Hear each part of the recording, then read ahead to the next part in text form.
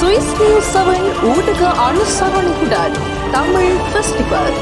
தமிழ் கலாச்சார உணவுகளை நீங்கள் உண்டு மகிழ வருகின்ற 20/6/2026 காலை 11 மணி முதல் இரவு 10 மணி வரை பாடலில் நடைபெறுகின்ற அங்காடி திருவிழாவில் நீங்களும் கலந்து கொண்டு அந்த நாளை மகிழ்ச்சியாக கொண்டாடுங்கள்.